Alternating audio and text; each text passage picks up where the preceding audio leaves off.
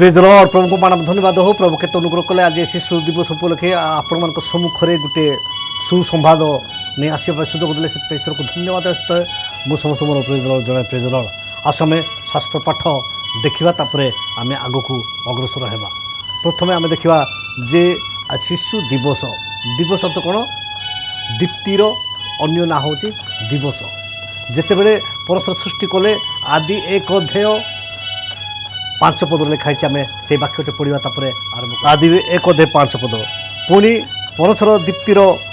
नाम दिवस ओ अंधकार नाम रात्र देले तहु संध्या ओ प्रातकाल हो प्रथम दिवस है माने तहिरे कौन है संध्या ओ प्रातकाल हो प्रथम दिवस है आज प्रथम दिवस हूँ माने फास्ट दिन आज हूँ कौन जे प्रथम दिवस आज शिशु मानक दिवस शिशु मानकर दिन ये शिशु मानक दिन उपरे आम अल्प समय शिखा जोटा कि ज्ञानी सलमन लिखुंट जे शिशु मानक माने विषय नहीं कि जे हितोपदेश 22:6 कहते बालकर गंतव्य पथरे ताहाको शिक्षित कराओ तेणु से वृद्ध हेले तहिरु विमुख हेब नाही बालकर गंतव्य पथरे तुम कौन कर शिक्षित कराओ से वृद्ध हेले तहिरु विमुख हेब नाही ताको उपयुक्त शिक्षा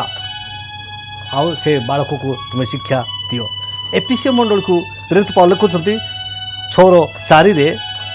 पुणी हे पिता माने आपणा आपणा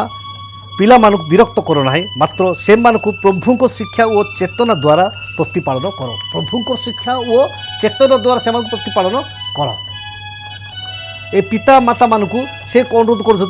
हे तुम कौन पुणी हे पिता माने तुम कौन कर जे आपण आपण पिला मानक विरक्त करो ना किंतु कौन कर जे मात्र से मानक प्रभु को शिक्षा कार शिक्षा प्रभु को शिक्षा और चेतना द्वारा से प्रतिपालन कर प्रभु को शिक्षा कौन आम देखू से द्वितीय विवरण 6 अध्याय 5 और 6 पद लिखाई जे प्रथम आज्ञा हूँ जे परमेश्वर को प्रेम करवा समस्त मन समस्त प्राण समस्त देखी ताहाकू प्रेम करवा जहाँकि जीशु कहले माथ्यू 22 अध्याय 37 पद कहले जे कौन बोली कहले जे समस्त प्रथम आज्ञा हूँ को समस्त प्राण समस्त मन समस्त शक्ति दे आपण पिता परमेश्वर को प्रेम करवा एवं द्वितीय राजावली रे आम देखू 23:24 और 25 पदरे जिते बड़े जड़े राजा कौन कले ईश्वर वाक्य अनुसार जोटा कि मौसा व्यवस्था देते से अनुसार जिते शासन कले तापर प्रभु ताकू आश्चर्य भाव आशीर्वाद कले से जिन से जगार लिखाई द्वितीय राजावली 23 अध्याय 24 और 25 पदरे कलसीय मंडली प्रेरित पाउल लिखुंट कलसीय 3:21 हे पिता माने आपण आपण संतान मानक विरक्त करो ना जेपरी से माने निरुत्साह न होती ये देखु हे पिता माने कौन कर आपण आपण संतान मानक विरक्त कर ना जेपरी से माने निरुत्साह न होती निरुत्साह हताश हाँ सेमती न होती अनेक लोक मैंने निज निज पिला विरक्त करती एवं इे सियाड़े जोटा मन इच्छा से गाली गुलज कर मुंड को खराब कर दियंती आ पिला माने जेतले घर को आसती घर पशु पशु से कथा तांको मुंडर पशि जाए तापर से माने आखिर लुह गड़वा आरंभ करे जहार फल से माने पढ़ाई इच्छुक होती नहीं से पिता माता निज कर्तृत्व माने कंट्रोल हेबा आवश्यक अच्छे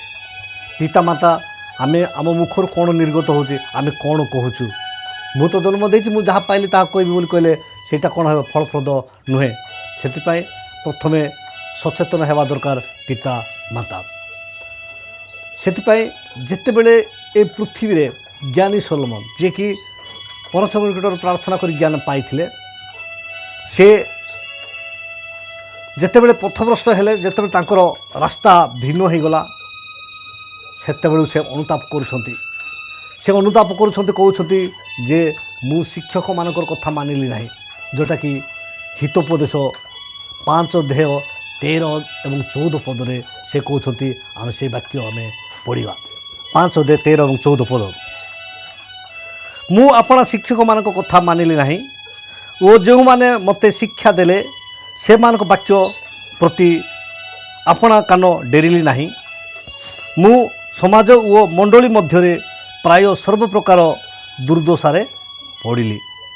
ଆମେ ଏଠି ଦେଖୁଛୁ ଯେ ସେ ମୁଁ ଶୁଣିଲି ନାହିଁ, ମୁଁ ମାନିଲି ନାହିଁ, ଆଉ କ'ଣ ହେଲେ ମୁଁ ମଣ୍ଡଳୀ ଏବଂ ସମାଜ ମଧ୍ୟରେ, ସମାଜ ଓ ମଣ୍ଡଳୀ ମଧ୍ୟରେ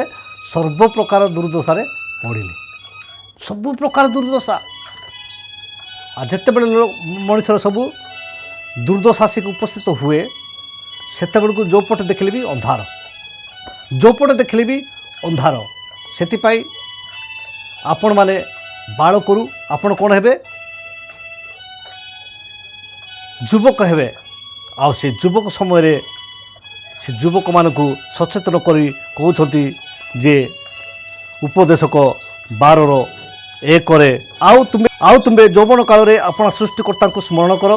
ଯେହେତୁ ଦୁଃସମୟ ଆସୁଅଛି, ଯେଉଁ ସବୁ ବର୍ଷରେ ତୁମେ କହିବ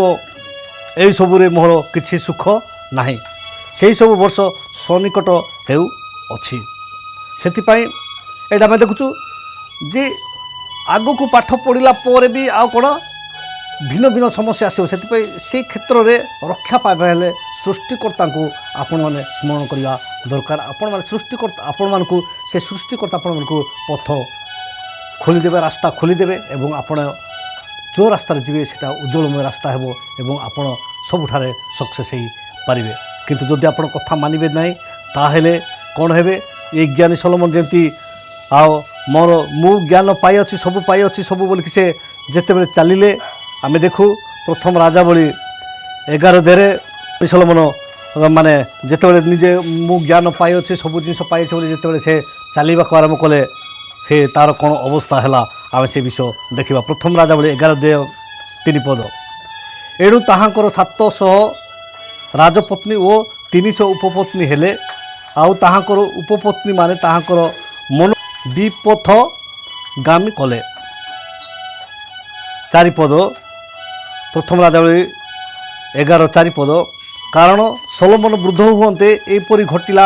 ଯେ ତାହାଙ୍କର ପତ୍ନୀମାନେ ଅନ୍ୟ ଦେବଗଣ ପ୍ରତି ତାହାଙ୍କର ମନକୁ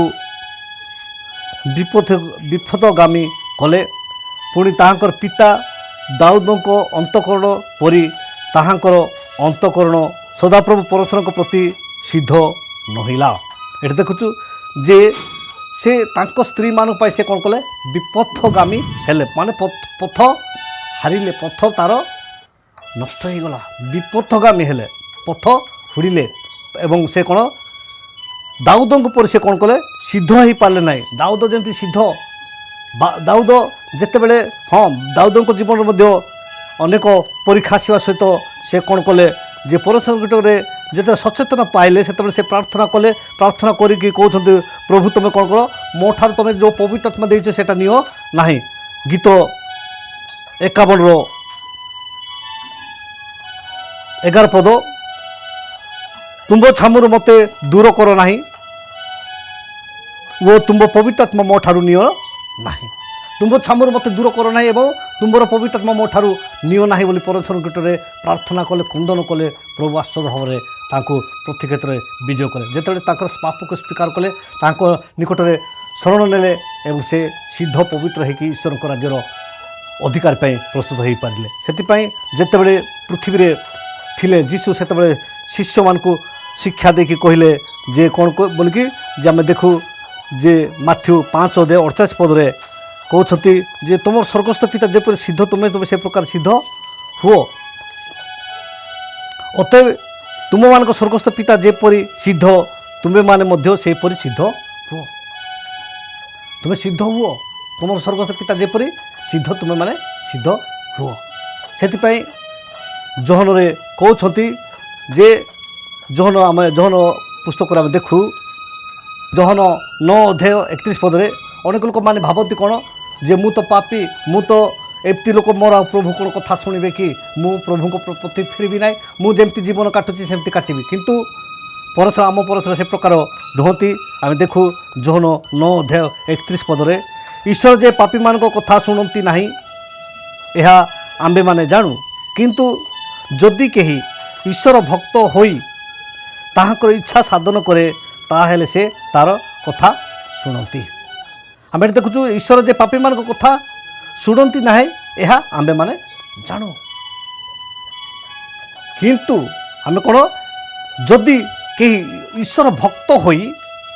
ताहाकर इच्छा साधन करे ताहेले से ताहार कथा शुणती ईश्वर भक्त ईश्वर को मन ध्यान प्राण देखी जदि से सेवा आराधना कर ईश्वर निश्चय ताहार प्रार्थना शुणवे और तांको आशीर्वाद करेंगे से आपण मैंने गत दिन मानक